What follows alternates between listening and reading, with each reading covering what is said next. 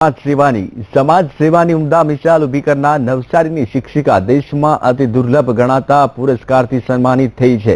સાથે અનેક એવોર્ડોની હારમાળા સર્જીને સ્ત્રી સશક્તિકરણની પરિભાષામાં બિલકુલ ફિટ થઈ છે। તો આવો જોઈએ કે સ્ત્રી પોતાની નોકરી સાથોસાથ કેવી રીતે કરે છે સમાજ સેવા, તેનો એક અહેવાલ।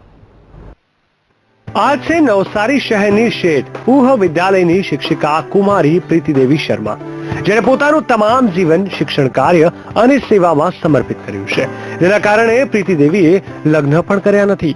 શાળાના સમય દરમિયાન વિદ્યાર્થીઓને અભ્યાસ કરાવ્યા બાદ સમાજની સેવા માટે પણ સમય કાઢી સ્લમ વિસ્તારોમાં ઘરે ઘરે ફરીને ગરીબ વિદ્યાર્થીઓને શિક્ષણનું મહત્વ સમજાવે છે અને તેમને પ્રાથમિક શિક્ષણ પૂરું પાડીને જીવન જીવવાના નુસ્ખાઓ શીખવે છે। પોતાના સ્વખર્ચે બાળકોને નાસ્તો આપવામાં પણ આનંદ અનુભવે છે। નાની નાની શું ટેવો, દાખલા તરીકે સ્વચ્છતા અભિયાન હોય તો બાળકો ખાઈને બેઠા હોય તો એ લોકોને એમ કહું કે ભાઈ તમે આ ઓછો, એ જ્ઞાન વધારે મહત્વનું છે। પેલું અક્ષર જ્ઞાન તો આપોઆપ આવી જ જવાનું છે, પણ આ વધારે જરૂરી છે કે એ નાનપણથી શું ટેવોમાં પરિણમે છે। બીજું કે એ લોકો વ્યસનીના આદિ ના બને।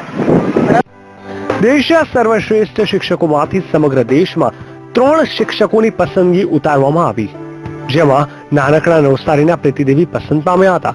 આ સિવાય રાજ્યના રાજ્યપાલ ઓપી કોહલીના હસ્તે ગુજરાતના બેસ્ટ શિક્ષકનો એવોર્ડ પણ અર્પણ કરાયો હતો।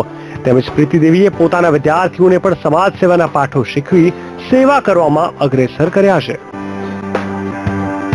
દેશમાં સુધી કોમ્પિટિશન માટે ઉભું રહેવું, એ એકાદ 2 5 10 સ્ટુડન્ટ, બાકીના સ્ટુડન્ટ કે જે લોકો નાસી પાસ થાય તેના માટે આપણી પાસે શું વ્યવસ્થા છે?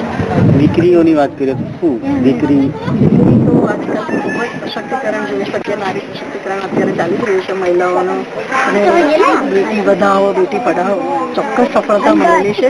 અને અમારા જિલ્લાની અંદર તો અમારા કલેક્ટર સાહેબે બહુ સુંદર કામગીરી હાથમાં લીધેલી છે અને નવનારી પ્રોગ્રામ કરી। હકીકતમાં આજે પણ સ્ત્રીને પુરુષો કરતા ઉતરતી કક્ષાની ગણવામાં આવી રહી છે। તેવા ભેદભાવ ભર્યા વાતાવરણમાં જો કોઈ સ્ત્રીને થોડું પણ જો સ્વતંત્ર વાતાવરણ મળે ત્યારે તે ખીલી ઉઠે છે અને તે ગોવર્ધન પર્વત ઉચકવા જેવું સાહસ કરી બતાવે છે। Rakesh Solanki, VTV news,